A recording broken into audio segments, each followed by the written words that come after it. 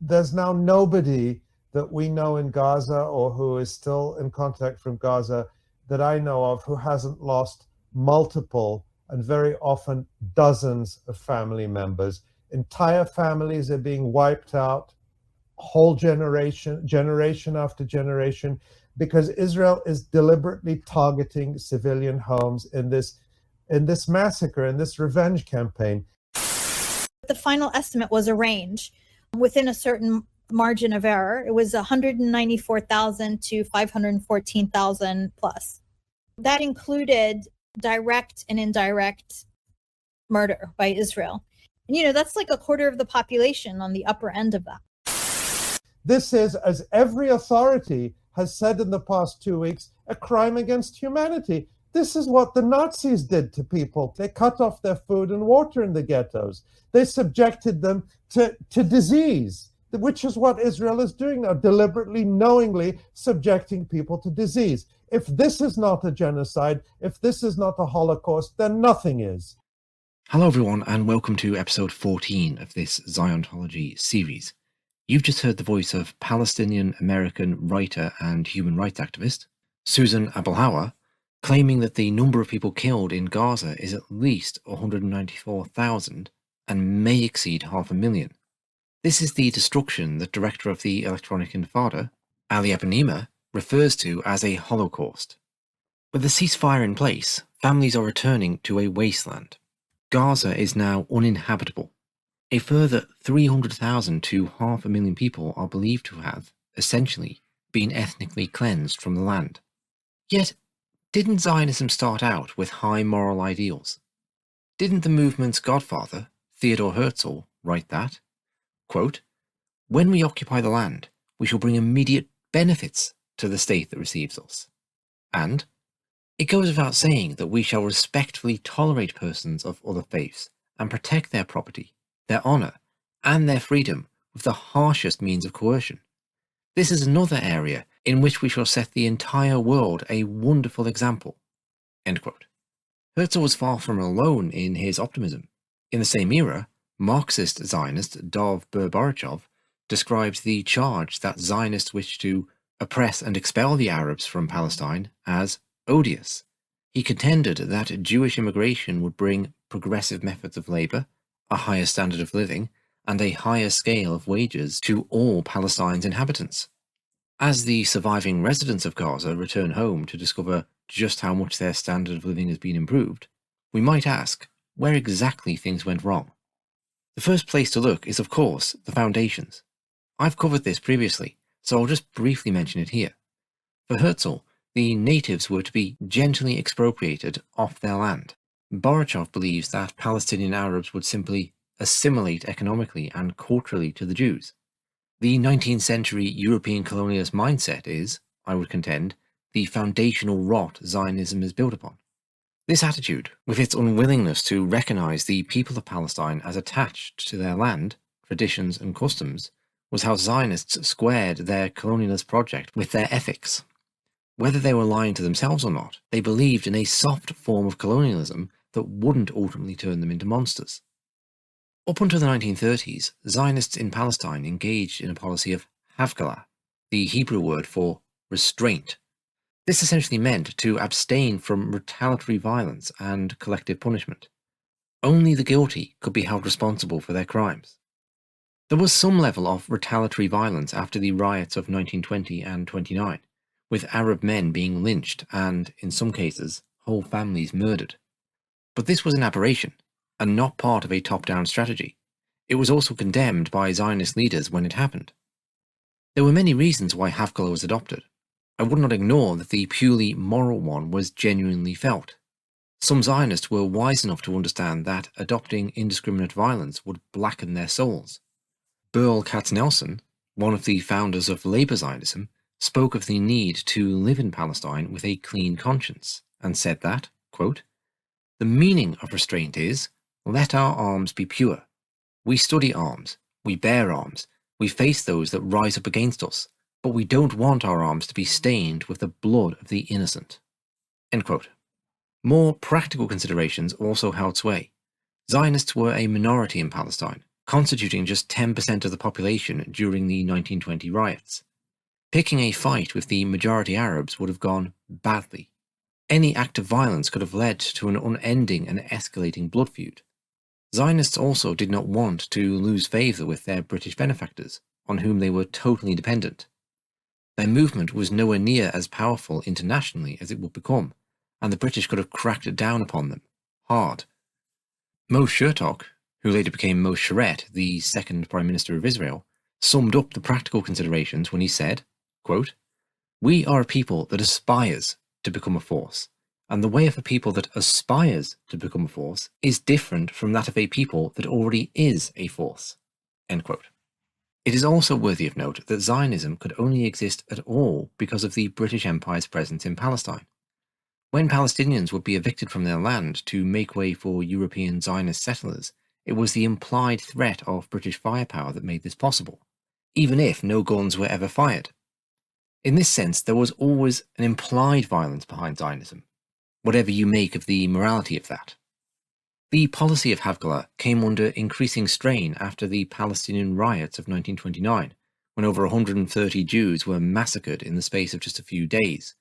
The Zionist Defense Force, the Haganah, which had been formed from earlier groups in response to the riots of 1920, was now substantially beefed up.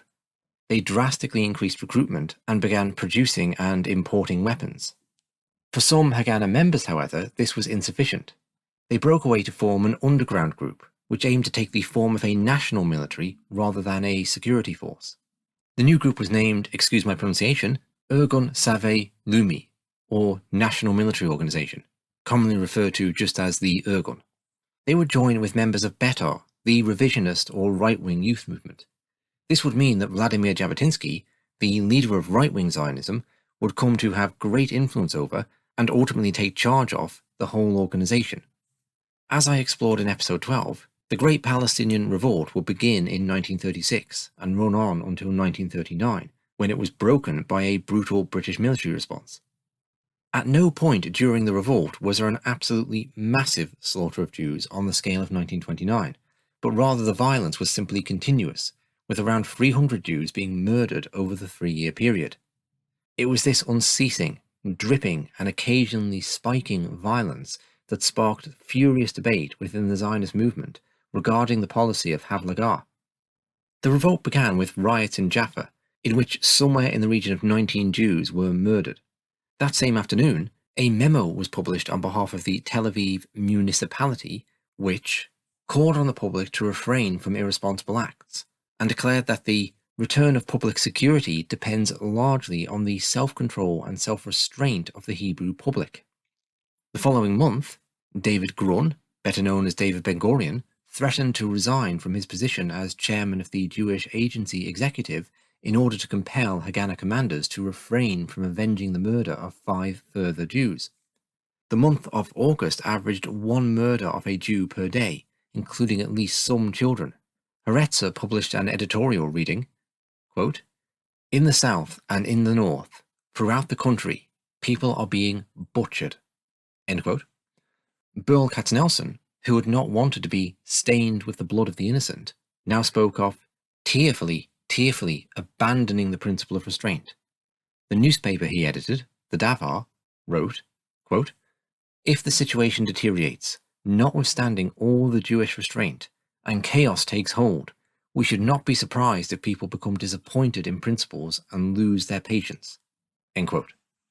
Haganah leaders now advocated for group punishment for the village of a perpetrator of a crime. It was believed that Zionist inaction was being taken by the Palestinian Arabs as a sign of cowardice, and that Jews were people in whose veins flows milk and not blood. Moshe Sharet continued to advocate for restraint, believing that abandoning it would just lead to a cycle of bloodshed, a point on which he has no doubt been vindicated. Sharet recognized, however, that if no organized action is taken, many unorganized actions may take place instead.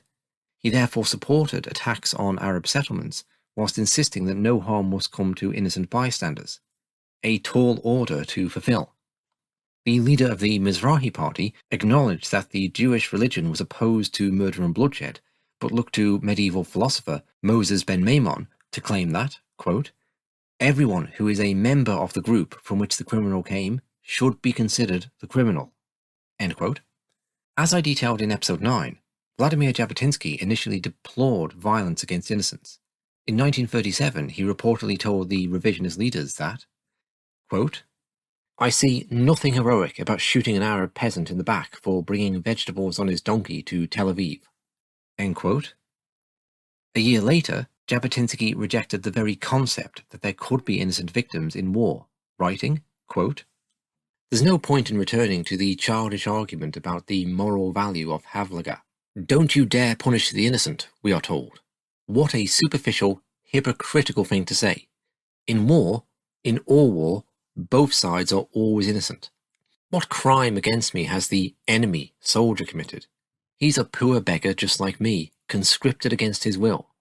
If another European war breaks out, we'll all demand an embargo on the enemy country in order to starve its inhabitants with their women and children. The first air raid on London and Paris will lead to retaliation against Stuttgart and Milan, which are full of women and children too.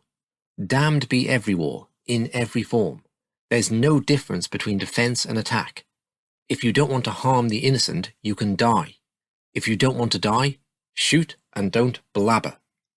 End quote.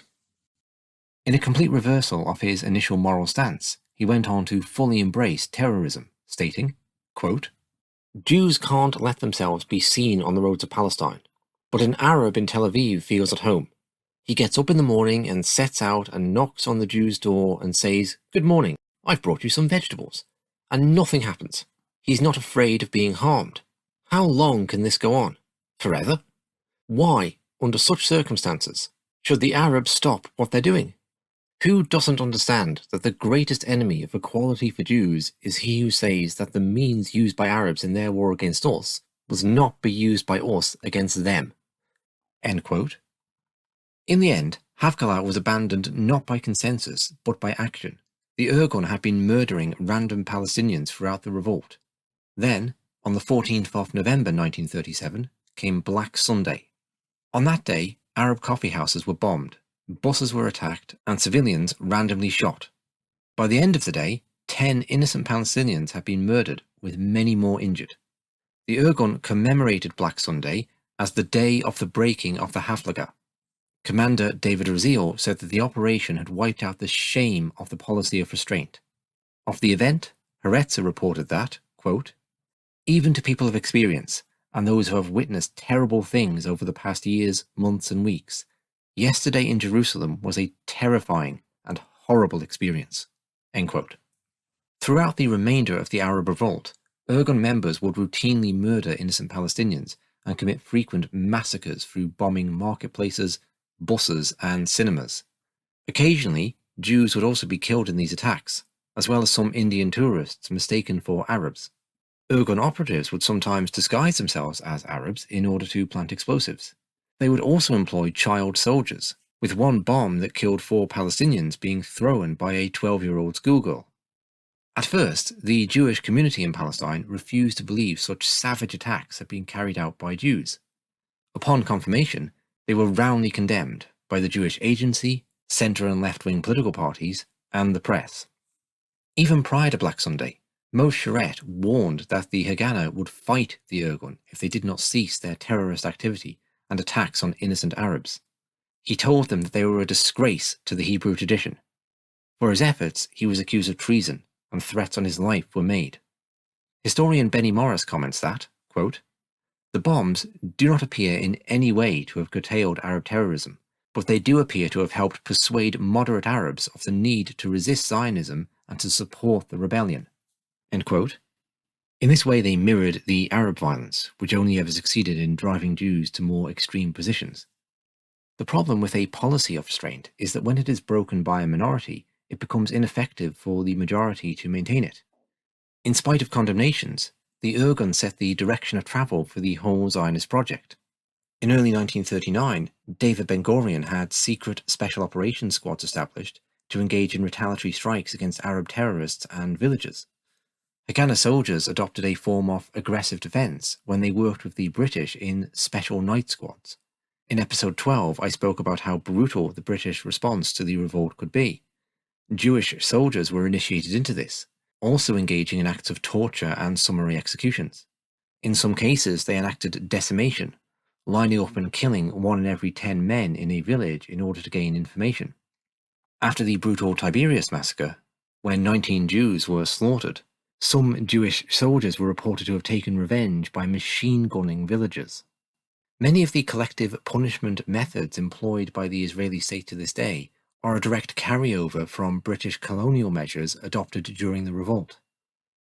As I've previously mentioned, relations between the Zionists and the British started to break down after the 1939 White Paper, due to its placating the Arab world by placing restrictions on Jewish immigration and land purchases. This is the paper that caused David Ben-Gurion to say, "Satan himself could not have created a more distressing and horrible nightmare." This situation led to the Irgun launching terrorist attacks against the British during the 1940s, ultimately driving them out of Palestine. That's what I'll look at in the next episode. To conclude this one, I'll just comment on an incident which was discussed in many political meetings at the time. It concerns the sighting of a group of Jewish children dancing beside the body of a murdered Arab in Jerusalem. Right-wing Zionists dismissed this as childish mischief, yet others were more concerned. Labour politician Yosef Baratz talked of, quote, "children who were counting murdered Arabs as they would the marbles they played with, and rejoicing at every Arab murdered as at every goal in a football game." End quote. It occurs to me that some of those children are possibly still alive today. Whilst the men who enacted the violence are long dead, they have lived long enough to see the Zionist embrace of terrorism lead to a full-blown genocide of Palestinians. Did anyone at the time anticipate it would go that far? Would they have acted differently if they'd known? Would they have heeded Burl Katznelson in warning about being stained with the blood of the innocent? In view of current events, it is incredible to think that there was a time when Zionist politicians passionately debated the ethics of taking innocent life.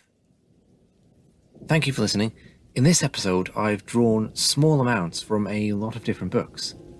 Regarding Havlagah, I'm particularly indebted to a paper by Professor Meir Chazan, titled "The Dispute in Mapai over Self-Restraint and Purity of Arms During the Arab Revolt."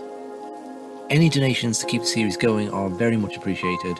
The details are in the info box.